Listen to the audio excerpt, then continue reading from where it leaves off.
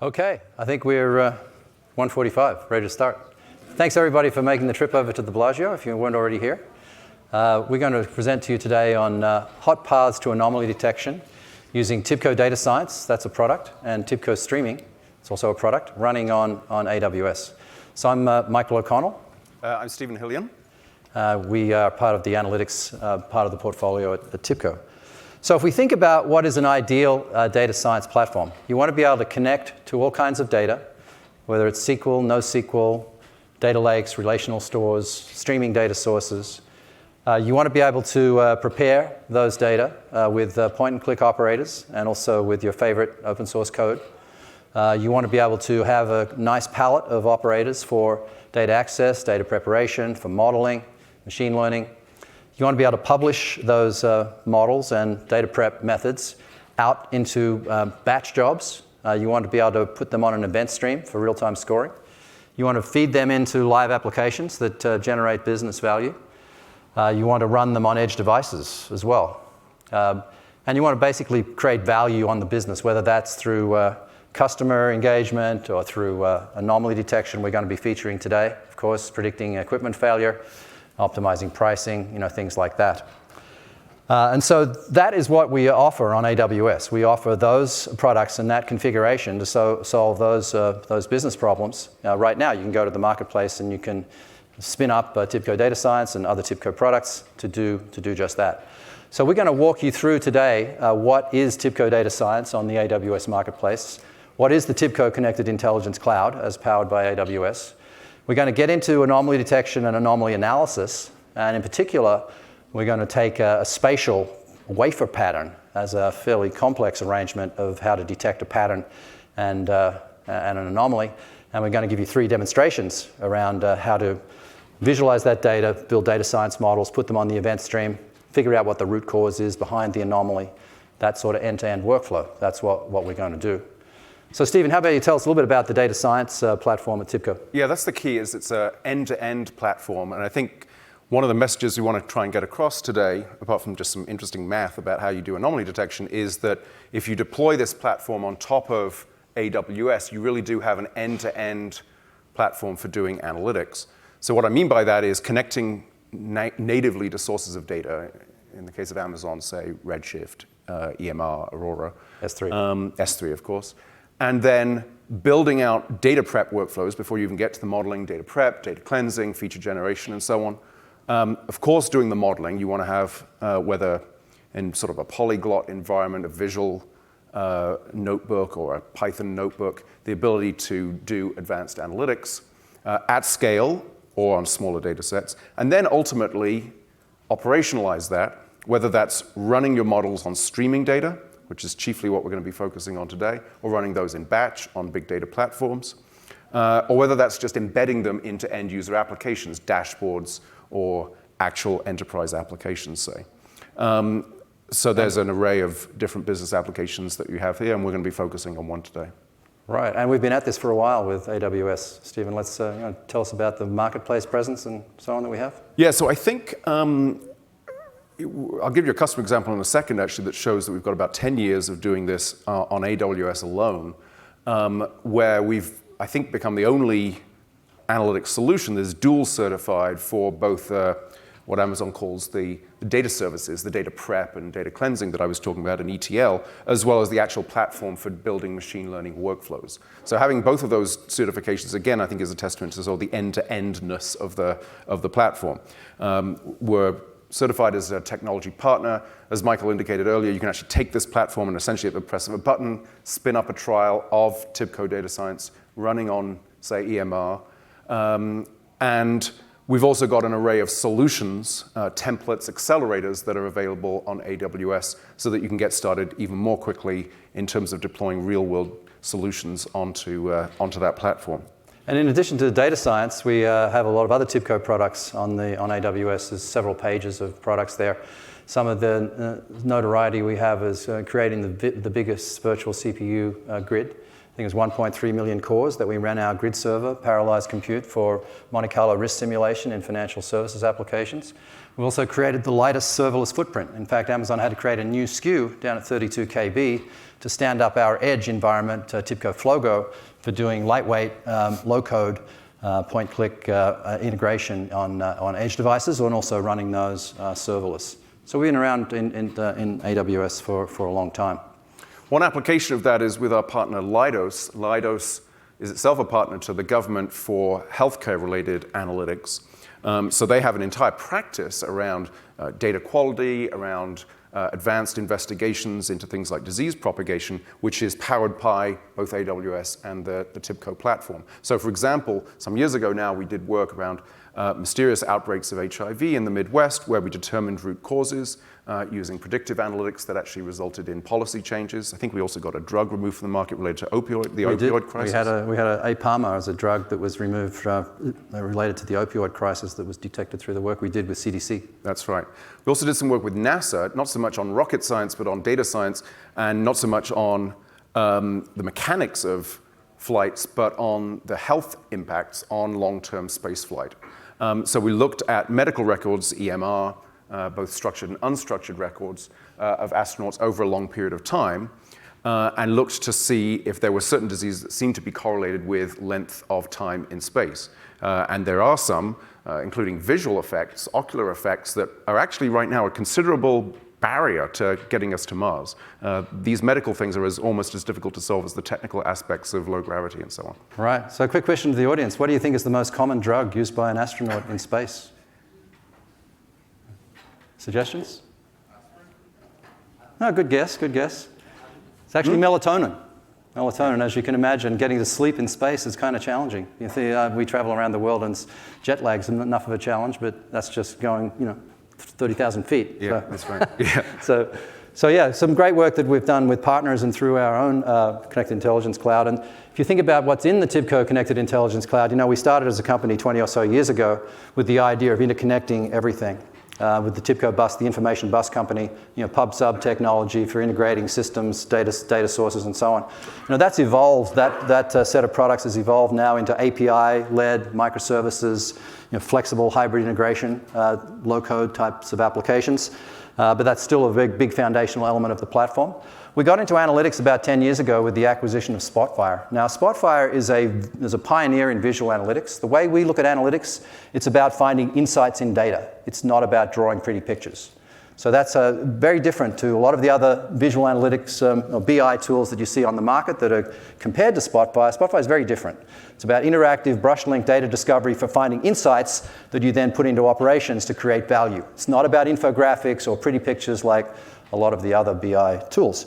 Now, we added data science into that layer over the last several years, and then more recently operational analytics, which is taking event stream data produced by the various TIBCO foundational technologies and doing interactive BI right inside of the browser with those sorts of data, and also feeding those sorts of data into our data science products to do interactive image recognition and sophisticated data science technologies right there on the event stream. So that's been a 10-year journey. And then more recently, the last couple of years, we firstly acquired this unified data layer. And we realized we needed that for pushing both event data and SQL, NoSQL, and so on, federating that, taking 360-degree views of that for consumption by the visual analytics and data science software. So we acquired a company that we'd been OEMing into Spotfire for 10 years. So Composite was picked up by Cisco 5-6 years ago. We acquired it a couple of years ago. So we had a long history with that product. And then we acquired, after that, a company called Snappy Data, which has now become our accelerated distributed in-memory compute engine.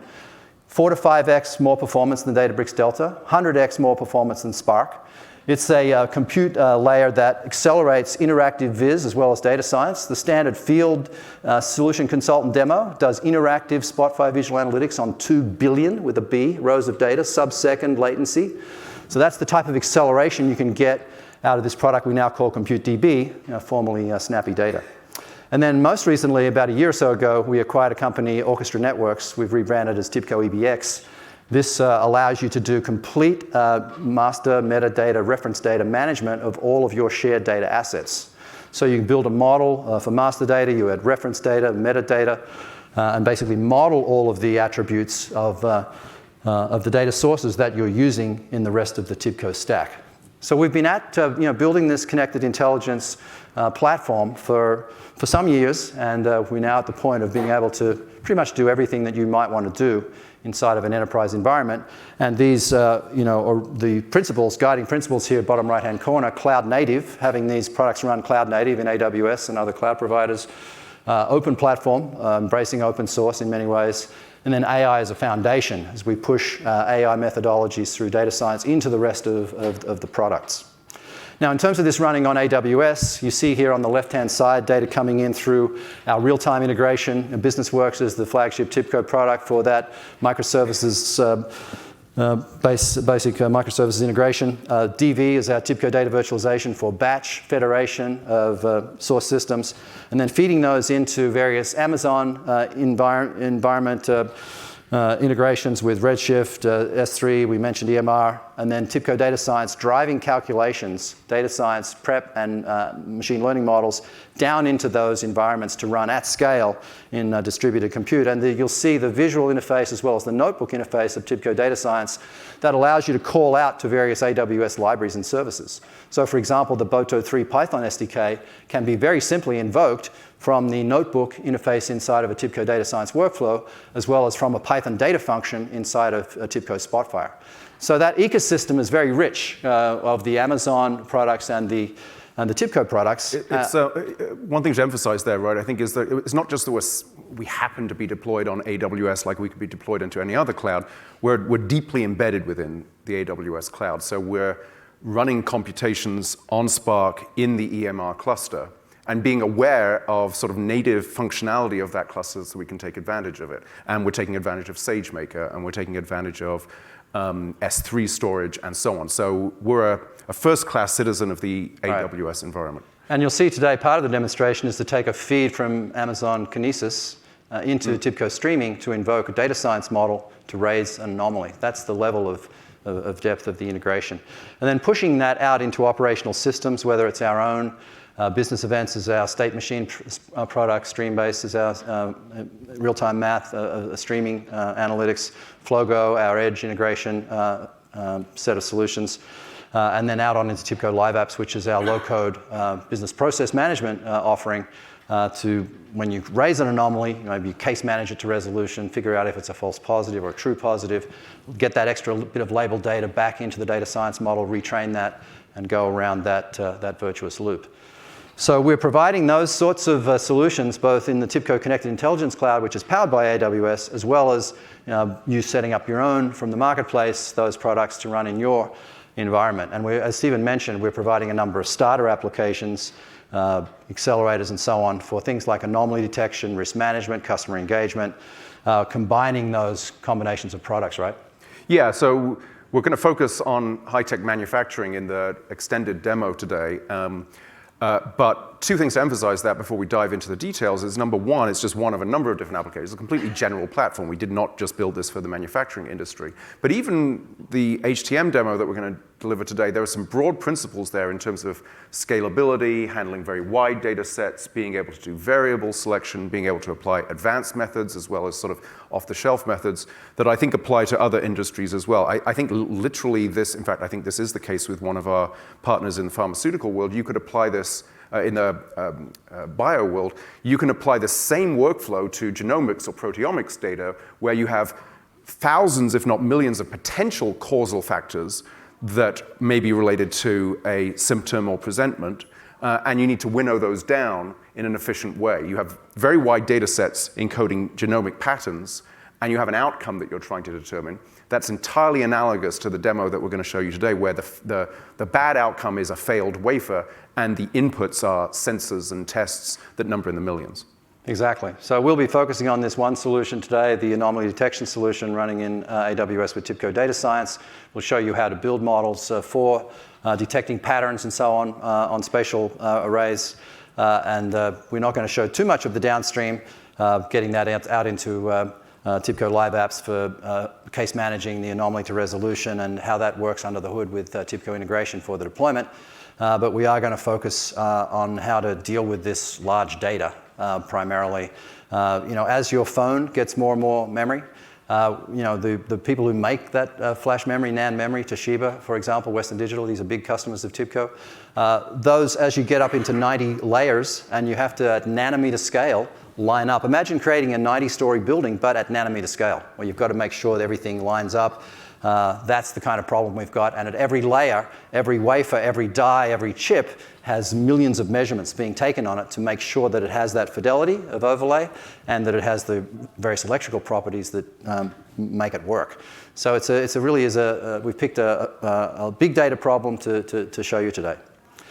So we're going to get into some demos now around different types of anomalies, but in terms of just understanding basically what an anomaly is, there's 3 classes of anomalies that we look at. One is longitudinal anomalies, so subsequences on a time series that might be an outlier or might be a signature or a motif that you want to track, and so on. One is cross-sectional anomaly analysis. So if you have lots and lots of columns, lots and lots of variables, if you take a snapshot in time, what is the multivariate space of those individual variables at that point in time? Is that an outlying observation? Is that or is that a middle of the pack type observation? And then what we really focus on today is when you now have a spatial arrangement of data, like in a high-tech manufacturing wafer map. How do you recognize an anomaly when it's in space as well as in time? Now, we're going to look at one of the patterns we're going to bring up today is the ring of fire, right, Stephen? That's right, yeah. It's not listed there, actually, because it's one of the most common ones. If you think of these wafers literally as spinning disks, well, you will have this whole process is like amazingly organic, by the way. You think of this as like being robots and digital and very precise, but it's actually really messy. So you have these disks that are spinning around, and so chemicals will often accumulate on the edges, and so you get these patterns of damage or errors occurring at the edges. Also, that edge represents the barrier between the wafer environment and the external environment.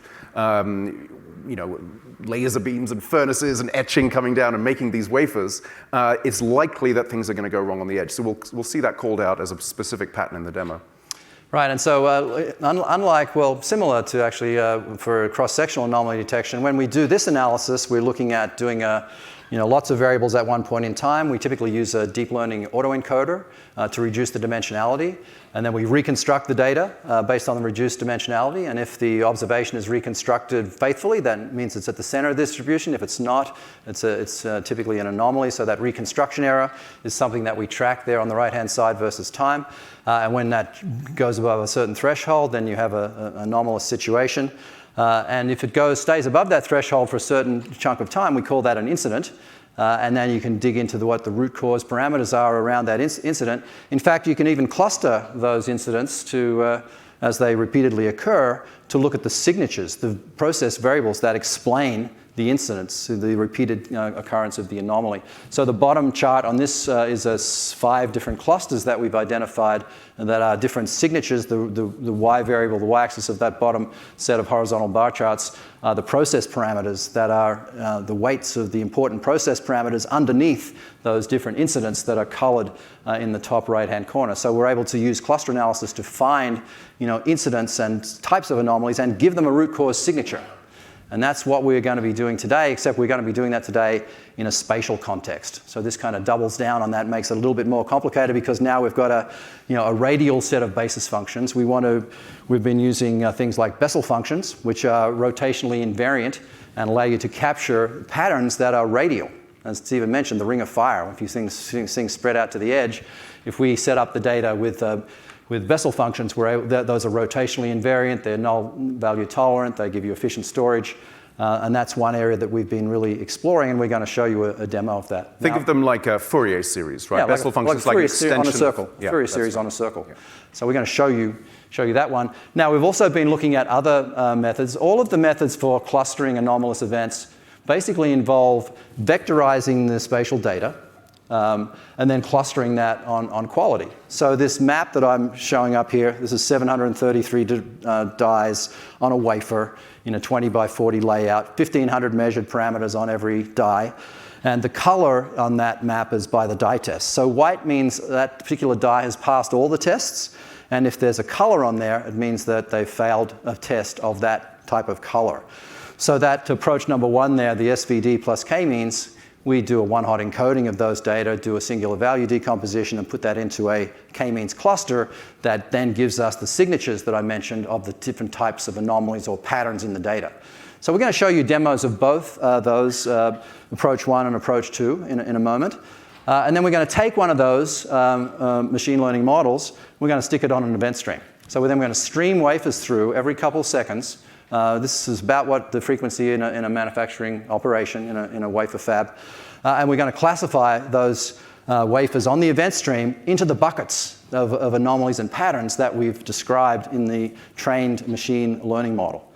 And then finally, the third demo, we're now going to focus in on a particular cluster that is showing up in the event stream as an important one, as something that's a problem.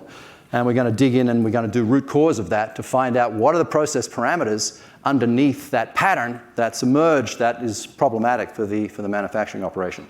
So we're going to go through those first three demos there. The bottom point there is something we're working on at the moment, so we haven't quite done that. It's a work in progress of getting this. We've got a couple of customers who want to get this on the manufacturing floor. And so some of the methods we're looking at there are when you find a new pattern emerging, how can you give a person, an engineer on the floor, the ability to click and do mechanical Turk type operations to say, yes, I'm observing this new pattern, this one's like it, this one's like it, this one's like it, and to actually label the data right there on the floor and then feed that back into a retraining of the models that we can then put back out on the event stream. So it's a work in progress with some of our leading manufacturing customers. So what you're about to see in the AWS environment, bottom left-hand corner, we're going to show you those Bessel functions and figure out the patterns of interest across the wafers. We're going to push those across into a bottom right-hand corner, a TIBCO data science model that we can then publish up through PML or through Python onto an event stream. That's the bottom section of this graph. The top left is where the data is coming in through Kinesis from the manufacturing floor. We're going to read that data into TIBCO streaming. We're going to unpack it and vectorize it. We're going to do the binning that I mentioned for the singular value decomposition. We're going to do those calculations through a Python operator right there on the event stream and then feed that through the data science model. One thing perhaps that isn't explicit in the diagram is that the whole thing's running on AWS, and the data that's being used to build the models and where the streaming data ultimately resides is typically, this is sort of an amalgam of a number of different projects we're working on right now across some of our clients, but typically is going to be in a Hadoop cluster or in a large MPP scalable database. Examples could include, as I mentioned, EMR, Redshift, and so on. Right. So let's get into the demos. That's the setup for the demos. We're going to take you through three parts of the demo. We're firstly going to show you how to find and explore and capture the anomalous events. Then go build the model and stick it on the event stream and monitor those anomalies. And then we're going to come and do the root cause analysis to find out why the anomalies have occurred. So click the magic button there, Stephen, and give us a tour. So this is the data science platform. It's a particular view into it. This is one thing we haven't talked about is the data science platform is highly collaborative. So it's a web-based platform where all the data scientists and engineers and MLOps engineers can gather together to build and operationalize analytics workflows. So this is where the team has been doing their work. Here's where all of the outputs are stored. We've got a number of dashboards as well as an analytics workflow that I'll show you in the third section. Let's start off with the first of these dashboards. Let me click and open this now. This is Spotify in the cloud. And this is this first analysis where we're beginning to look at clusters, natural groupings of wafer patterns. Yeah, so this heat map in the bottom right-hand corner, the rows here are the Bessel functions. So these are the basis functions for the wafer map. And then the columns here are the lots of wafers that are coming through. Now, a predominantly red pattern means there's some sort of an issue, and a predominantly blue pattern means there may not be. You can see I've got a bunch of wafers here. Now, I can start to navigate right here on the dendrogram, and I can pick off, so if I pick off that little button there, I've got two wafers showing up, and they have this characteristic, blue stripe on them. Now I can, play around with this set of wafers via the dendrogram to my heart's content. I can see all the sort of red ones over here. I can see different patterns, in these ones. If I grab this little part of the stick here. So yeah, this gives you a way of sort of sorting through the wafers that you can't really distinguish them by eye. Now I can also navigate from the heat map. I see this little section over here on the heat map. and this is a native visualization running in Spotfire Cloud. And I can see I've highlighted these little patterns here that have a bit of blue and a bit of red. And I've been able to pull that right up from the heat map. And I challenge you to find those by eye. It's kind of like a colorblind test, right? You put these scatters things in front of you, what's in there. So, this analysis finds things that you can't find by eye, but you can also, validate what you see in the pattern. So we're going to now take that type of a cluster analysis, and we're going to stick that onto an event stream. We're actually going to stick a k-means version of that onto the event stream and run that through a detection program. Yeah, so let's go into that now. So we'll close out this dashboard. Here's a new dashboard that we've built that actually, as Michael says, runs those groupings, those naturally occurring clusters of wafer map patterns, runs that on a stream. So new wafer data is coming in here. Let me start this off. This is a little bit sped up, but not that much. And so you see new wafer data. These are individual wafer maps at the bottom there, scrolling in. And then up above that are the wafer clusters. So think of these as groupings of aggregate patterns that appear in the wafer maps. And you can see that, and that's coming through Kinesis and being pre-processed through Python functions and TIBCO streaming. You can see up the top there, wafer cluster 15 is a little bit troublesome. The other ones look fine, but this has got that sort of characteristic ring. So we want to look out for that, but the bar chart over here on the right indicates that maybe it's not so bad. It's a small percentage. The bad ones marked in red is a small percentage of the overall wafers.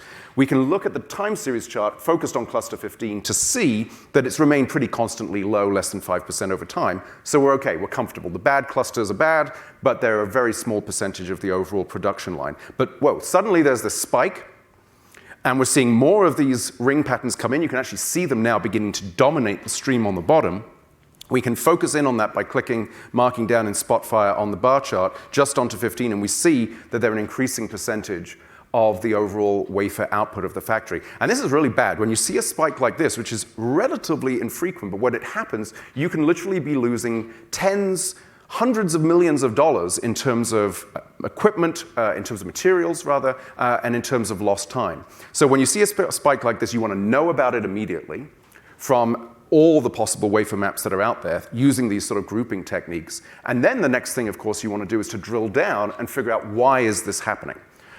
So you're looking at this aggregate wafer data, but why is this bad stuff happening? Is there something upstream in the factory process that is causing these anomalies to happen further down?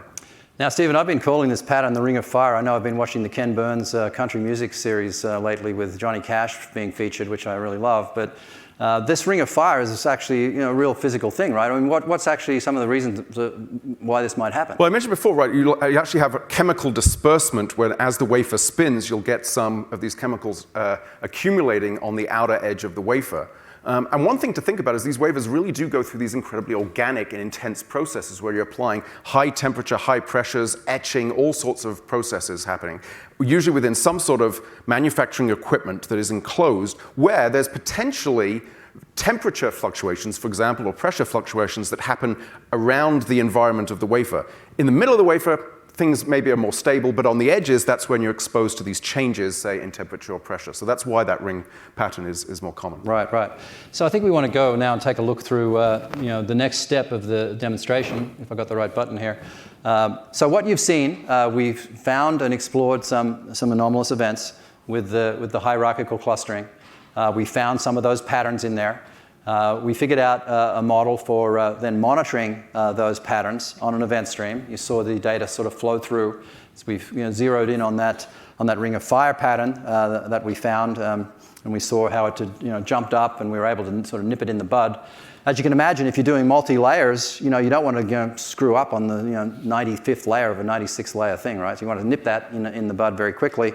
And now we're going to get into the part of, now we've monitored those, we've found the Ring of Fire wafers. How do we understand the root cause underneath that? Do you want to walk us through some of that? Yeah. So this is what's called a digital twin model. The notion of a digital twin is pretty common across many different industries, and there are even different versions of this within high-tech manufacturing.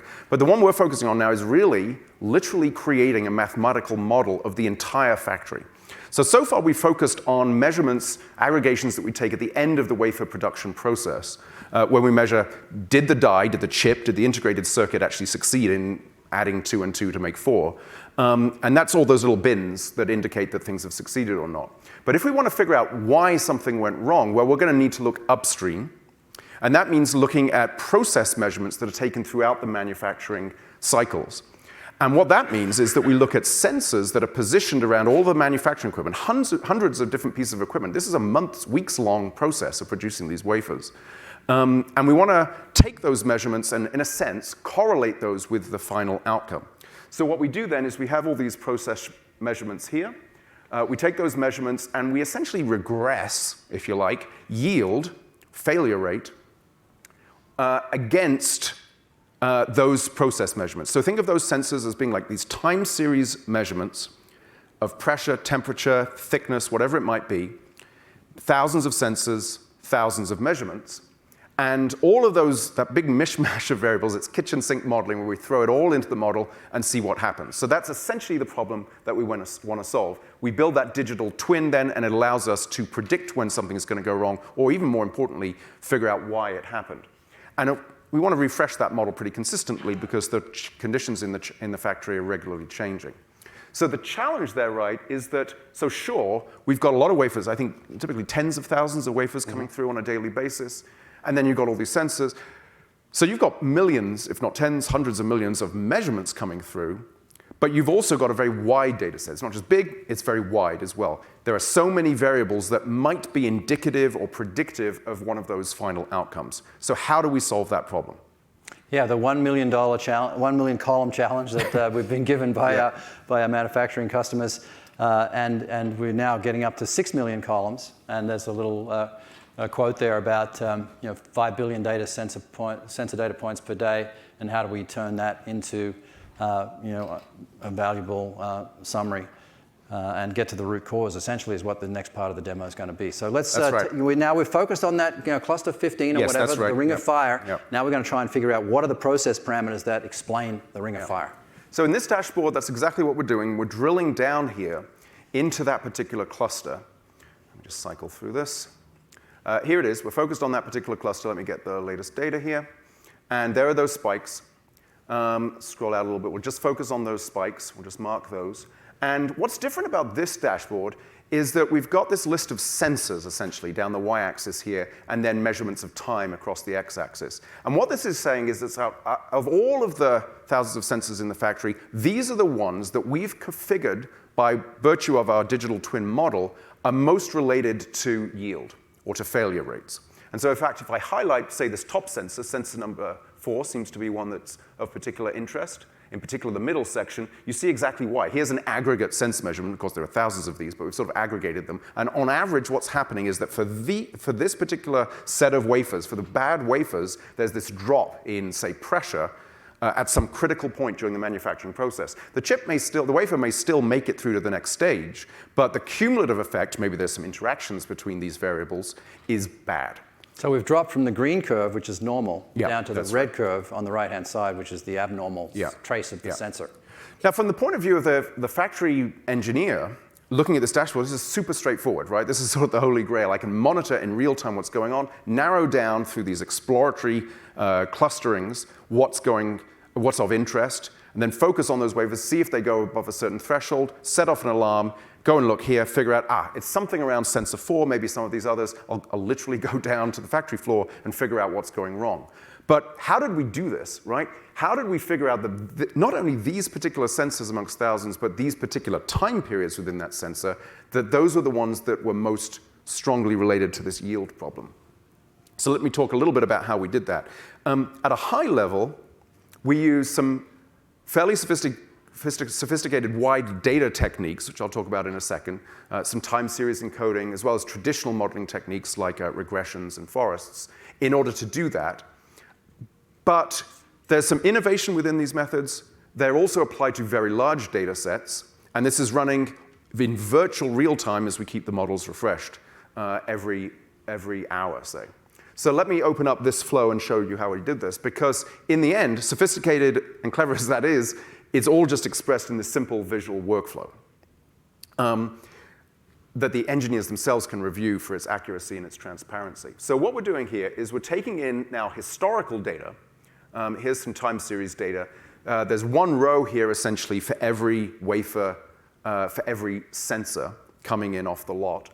And in fact, you see here the time series measurements, and it's pretty wide. I keep on scrolling here. There's about 1,000 time series measurements. So on average, each sensor is different, but on average, each sensor is giving out about 1,000 measurements at every stage of the way for every wafer. So that's the raw data, pretty big. You can visualize that, if you like, as sort of a time series chart. I've just taken one single sensor for one particular wafer, just pick that out at random. You see this as an upward trajectory and some spikes. That's really all I need to know. The noise is not useful for me in terms of these broad characterizations of what's important, what's interesting in the factory. So we use, one of the first methods that we use of a variety of different dimensionality reduction and machine learning techniques here is called SAX encoding.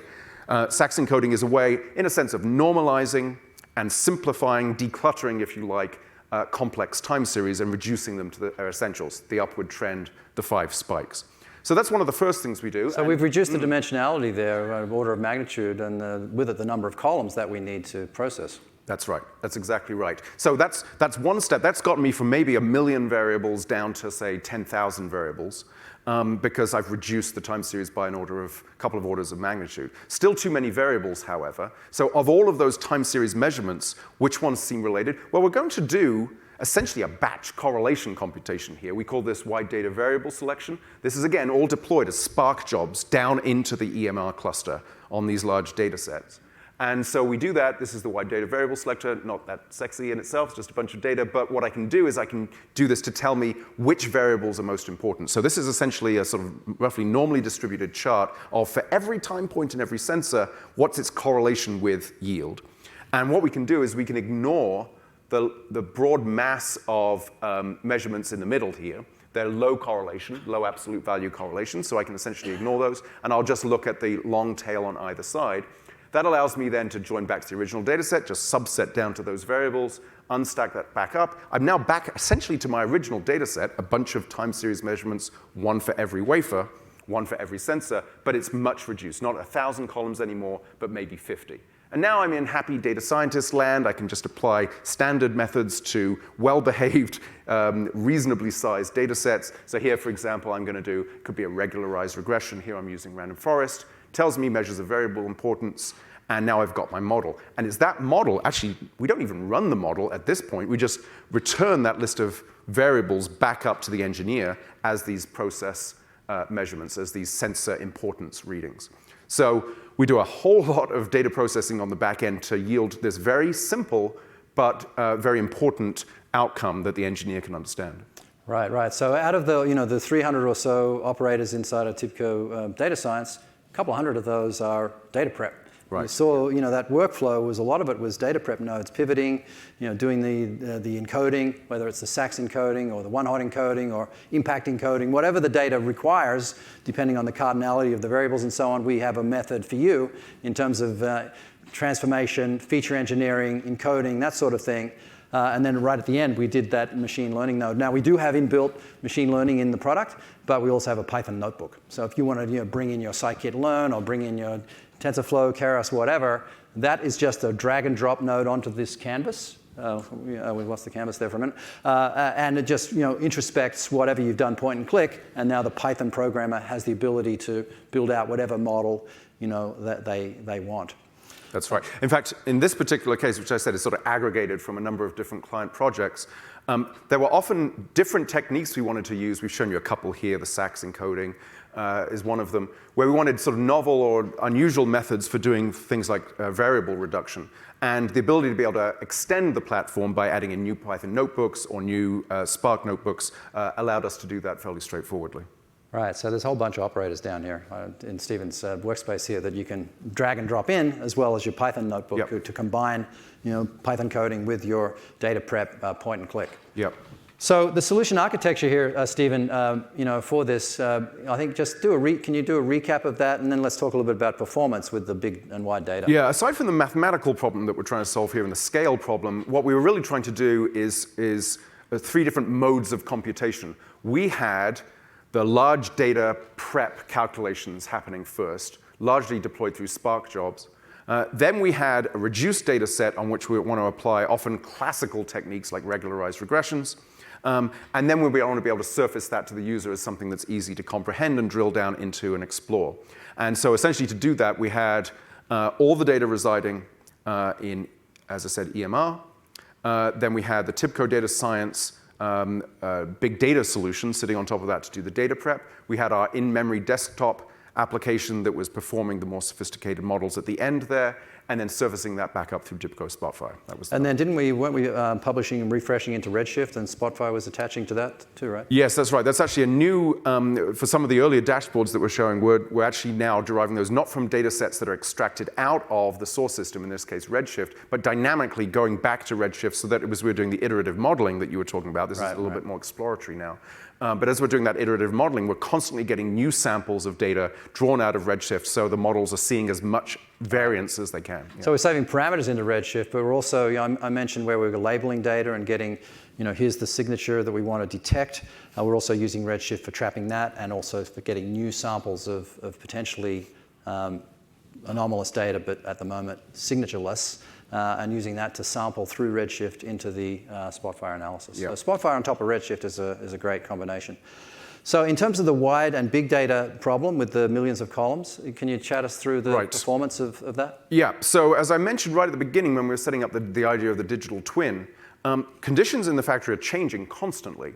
And so you actually want to refresh. This is not always the case for an application to wide data like this, but in this particular use case, you want to refresh these models on a pretty regular basis, certainly daily, if not, say, every hour. So as a test, we ran this, and these numbers bear out, we feel, in production. But in a test environment, on fabricated data, the data that you're seeing here today, of course, is fabricated, we've got about 100,000 wafers coming in that we're analyzing the models. We've got of the order of tens of thousands of sensors, each of those having hundreds of measurements, so it's something like 1 million process variables that are going into the computations.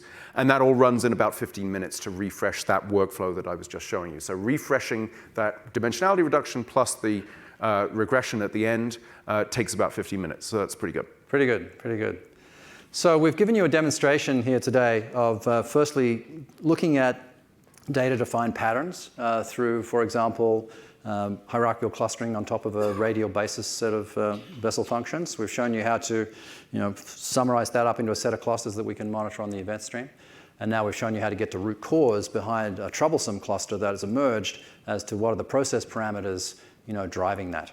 So we've done most of today in terms of spatial anomaly detection. I did mention a little bit about cross-sectional stuff earlier on with some similar techniques. And I wanted to just close by a little bit of work in progress that we're doing around longitudinal anomaly analysis and subsequent search. So we've been collaborating with some folks at the University of Irvine who've come up with this Mueen's algorithm for similarity search package. And this is a way of taking a subsequence and searching across a time series for that. So in this particular case, if you look at that first one, length of 100, as something you want to search on as a subsequence across the rest of the data, this package allows you to do very, very fast searches at scale. It's kind of like BLAST in the genomics world. And so we can take that little sequence at the front of 100. Now the red sequence there, all the little up and down little bits of red are just random noise. The signature is in the sine waves that occur like 3 times. This is a repeated signature or a motif that we're interested in tracking. And this idea of a matrix profile that is produced by the mass package allows you to start off with that sequence 1 to 100 and see, does it occur in 2 to 101, 3 to 103? Basically take that subsequence all the way through the long time series and then take another subsequence and put that through the time series, and you end up with a matrix of similarities. And so the blue curve below is that matrix. And so if you think about 1 to 100 random versus 2 to 101 also random, there's not going to be much correlation there. So that the blue curve starts up pretty high as just noise. Now the y-axis is similarity. Now as you start to get into that little sine wave, as you slide the 100 window along, you see that blue curve dip down as you find that signature later on. The sine wave occurs 3 times and you find it. And so now those are very similar. and the blue curve now dips down. So that's just a very simplistic example of it. If you start doing the matrix of all those combinations of subsequent searches, you end up with that blue curve. The dips that go down towards the x-axis there are very similar subsequences that occur as repeating motifs across the longitudinal time series. When the jumps right up to the orange arrow there, that's an anomaly. That's where you don't have, and it was very dissimilar. And so you can put this across the time series, and now you can start to, in a very rapid fashion, identify motifs of interest, identify anomalies of interest from the rest of the time series. And this has opened up some really interesting avenues of research for us that we're doing in some of our other manufacturing facilities. So in this case, we have a batch size of 42. And so we've done the 42 subsequent searches. And you see across the top, they all look pretty similar. But when you get into that similarity analysis from the matrix profile, you can see a couple of anomalies show up. There's just right before 500 and then one just beyond 2000. It's pretty different. You can see the 2000 one show up, but you can't really see the 100 one show up. In any case, being able to systematically do this through thousands of time series is what we're trying to do. And this is a new technique we've just started to work with that we're pretty excited about. Perhaps less pressingly, but I think we've even played around with applications in music. So you can look at motifs, actual motifs in music, where if you analyze like I have nothing against Taylor Swift, but if you analyze a Taylor Swift song, you're going to see a lot of dips, as you have lots of repeating motifs. But if you go against something like Mozart or improvisational jazz, for example, then you're not going to see that so much. Yeah. So a really interesting line of work. We've been looking a lot at cross-sectional anomaly detection and recently spatial, and now we're just starting to get into longitudinal. In any case, if you guys found this interesting, I invite you to come along to our community site, community.tibco.com, have a poke around. There's some of the templates that you can download for the Spotfire, data science, and streaming part. In addition to this digital twin in manufacturing demonstration that we showed you today, there's a number of other what we call cloud starters and accelerators that will run on TIBCO Cloud, or if you install TIBCO products, we'll run with those for doing things like driving a customer engagement. We have a telco-inspired example of that. Fraud and risk management aimed at financial services, transaction monitoring, also uses some anomaly detection algorithms inside of that one. Dynamic pricing, where you want to look at both price elasticity as well as customer churn and customer acquisition with dynamic updating of pricing. So you basically put a price in front of a customer with certain discounts depending on who they are. You see, did they accept it or reject it? You save that acceptance and rejection along with the quote into a TIBCO backend. As that data starts to accumulate, you then rebase the model and come back around and put that back on the event stream. So it's a closed loop, continuous learning application, the dynamic pricing one. And then finally, bottom right in the energy sector for monitoring equipment, production equipment, drilling equipment, in an IoT type of a setting. So that's it. I'm going to open it up for questions now. There's a few links there, and you certainly feel free to email Steve and myself. There's some of the folks on the team who contributed to the work. I think one or two of them are in the audience here today. So thanks for your attention, and open for questions. I think we clap at this point, right?